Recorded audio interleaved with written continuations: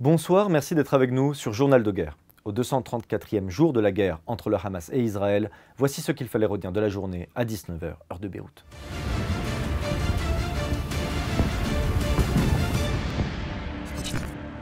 Nous commençons par un récapitulatif de la situation à la frontière libano-israélienne. Une frappe aérienne israélienne visant une moto qui se trouvait près de l'hôpital Salah Randour à Bint Jbel au Liban Sud s'est soldée lundi par un mort et plusieurs blessés. Cette frappe de drone a également fait des dégâts matériels à l'hôpital, l'impact du missile ayant brisé des vitres et endommagé des installations extérieures. Au même moment, le Hezbollah a annoncé dans 2 communiqués avoir riposté aux attaques israéliennes en prenant pour cible plusieurs sites, dont la colonie de Margaliot, en faisant plusieurs blessés, ainsi que celle de Malkiya, avec des missiles guidés. Dans la matinée, des avions de guerre ont frappé le centre de la localité de Haïtaroun.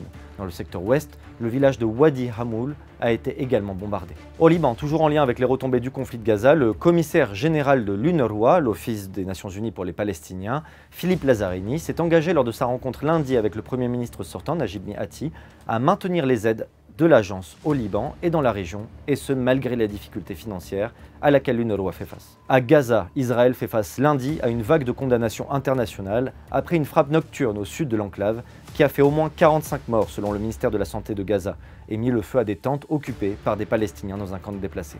Bilan humain depuis le début de la guerre à 19 h, heure de Beyrouth. Du côté de Gaza, le ministère de la Santé de l'enclave a rapporté 36 050 Palestiniens tués depuis le 7 octobre.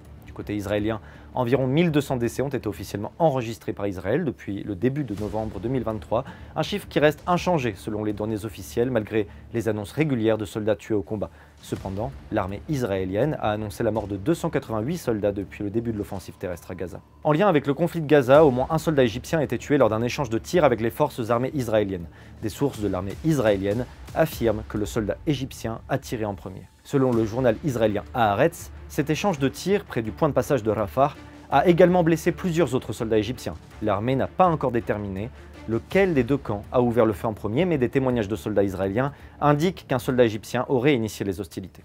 Sur le front diplomatique et humanitaire désormais, le chef de la diplomatie européenne, Josep Borrell, a martelé lundi à Bruxelles que les décisions sur Gaza prises par la Cour internationale de justice, la CIJ, la plus haute juridiction de l'ONU, doivent être appliquées. Par ailleurs, le ministère israélien des Affaires étrangères a ordonné lundi au consulat d'Espagne à Jérusalem de cesser ses services aux Palestiniens à partir du 1er juin, en riposte à la reconnaissance par Madrid de l'État de Palestine, selon un communiqué de la diplomatie israélienne.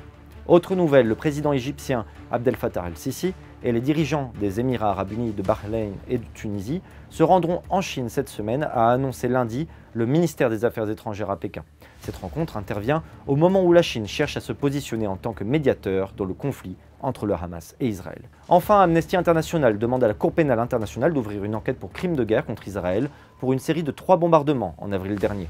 De même, Reporters sans frontières a déposé lundi une nouvelle plainte devant la Cour pénale internationale pour crimes de guerre commis par Israël et contre des journalistes, a annoncé l'organisation dans un communiqué. Merci de nous avoir suivis sur Ici Beyrouth. On se retrouve demain pour un autre résumé de la situation.